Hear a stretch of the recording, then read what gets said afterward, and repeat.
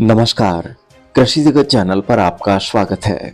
राजस्थान की दैनिक मौसम अपडेट के साथ मैं अचल सिंह देवराज।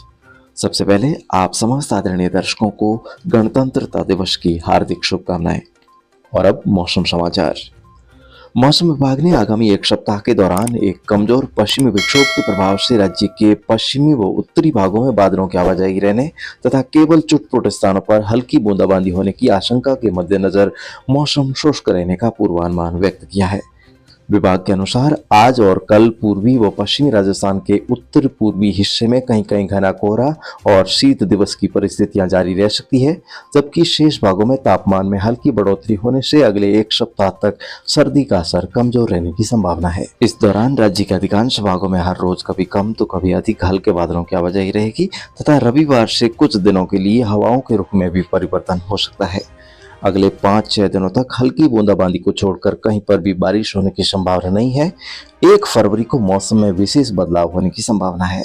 इस दौरान एक नए प्रभावशाली पश्चिमी विक्षोभ के प्रभाव से 1 फरवरी की रात्रि से 3 फरवरी की शाम तक राज्य के उत्तर पश्चिमी व पूर्वी भागों में घने बादलों की आवाजाही रहने और तेज हवाओं के साथ बारिश होने की संभावना है। इस समय अवधि में पश्चिमी विक्षोभ को अरब सागर की खाड़ी से हवाओं के माध्यम से नमी मिलने के कारण जैसलमेर, फलौदी, जोधपुर के उत्तर व पश्चिमी भागों तथा नागौर, बीकानेर, श्रीगंगानगर, हनुमानगढ़, अनूपगढ़, चूरू, सीकर, झुंझुनू और आसपास के जिलों के क्षेत्रों में मेघ गर्जन के साथ हल्की से मध्यम दर्जे की मावट होने की संभावना है। और ये मौसम समाचार कृषि जगत चैनल से प्रसारित किए जा रहे हैं। सब्सक्राइब कीजिए हमारे YouTube चैनल को और नई वीडियोस देखने के लिए बेल आइकन दबाएं।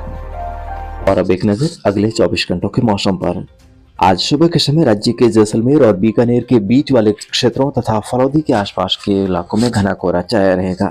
उससे आगे अनूपगढ़ तथा श्रीगंगानगर के करनपुर से लगाकर हनुमानगढ़ के गोलूवाला, पीलीबंगा, रावतसर, नोहर, भादरा तथा चूरू के तारानगर, राजगढ़ और झुंझुनू के खेतड़ी तक के इलाके घने कोहरे की आकोश में रहेंगे। परंतु ये कोहरा आसमान में ऊंचाई तक न होने के कारण सूर्योदय के बाद जल्द चढ़ने की संभावना है। इसके अलावा जयपुर जिले के पूर्वी भागों तथा भरतपुर संभाग के लगभग सभी जिलों में आज प्रातःकाल घना कोहरा रहेगा। दिन के समय राज्य के बीकानेर, जोधपुर, पाली, उदयपुर, बांसवाड़ा, अजमेर, सीकर, जयपुर, कोटा और भरतपुर संभाग के अलग अलग स्थानों पर ऊंचाई वाले हल्के बादल देखे जा सकते हैं। हवाओं का रुख उत्तरी रहेगा। दिन का अधिकतम तापमान पूर्वी राजस्थान में 20 डिग्री, वहीं पश्चिमी राजस्थान में 25 डिग्री सेल्सियस के आसपास दर्ज होने की संभावना है। रात का न्यूनतम तापमान 10 डिग्री सेल्सियस के इर्द गिर्द दर्ज हो सकता है और मौसम मुख्यतः शुष्क रहेगा। और दोस्तों, भारत देश आज अपना 75वां गणतंत्र दिवस मना रहा है, यानी कि अब हम लोग गणतंत्र के रूप में 76वें वर्ष में प्रवेश कर गए हैं। लेकिन साथियों, सबसे पहले मैं आपको बताना चाहूँगा कि आखिरकार ये गणतंत्र दिवस क्यों मनाया जाता है। तो दोस्तों, आइए इसे आसान भाषा में समझते हैं। दरअसल बात यह है कि आज से करीब 78 वर्ष पहले हमारा भारत देश आज़ाद हुआ था। उससे पहले हमारे पूर्वज अंग्रेजों और उससे पहले मुगलों के गुलाम रहे। 8 अगस्त 1942 को हमारे देश के स्वतंत्रता सेनानियों ने भारत छोड़ो आंदोलन शुरू किया और वो सफल रहा, जिससे 15 अगस्त 1947 को हमारा भारत देश आज़ाद हुआ। और उस समय देश भले ही आज़ाद हो गया था, लेकिन हमारे पास संविधान नहीं था, क्योंकि किसी देश को चलाने के लिए नियम और कानून का होना भी आवश्यक होता है। और आज़ादी के करीब 3 साल बाद आज ही के दिन यानी कि 26 जनवरी 1950 को हमारे देश को अपना संविधान मिला और संविधान लागू होते ही हमारा भारत देश एक गणतंत्र देश बन गया। आज इसी ऐतिहासिक और शुभ दिन की 75वीं सालगिरह है और इस शुभ घड़ी पर मैं आप समस्त आदरणीय दर्शकों को हार्दिक बधाई देता हूँ। भारत देश आज़ाद होने और गणतंत्र देश बनने के बाद आज हमारा देश परमाणु शक्ति संपन्न और दुनिया की 5वीं सबसे बड़ी अर्थव्यवस्था बन चुका है। साथ ही चांद पर भी कदम रख चुका है।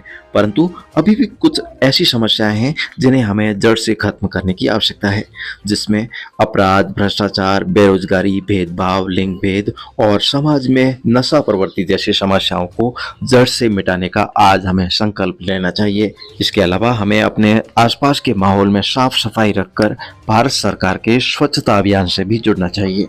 तो दोस्तों, एक बार पुनः आप सभी को गणतंत्रता दिवस की हार्दिक शुभकामनाएं देते हुए मैं अपनी वाणी को देता हूं यहीं पर विराम। जय हिंद, जय भारत।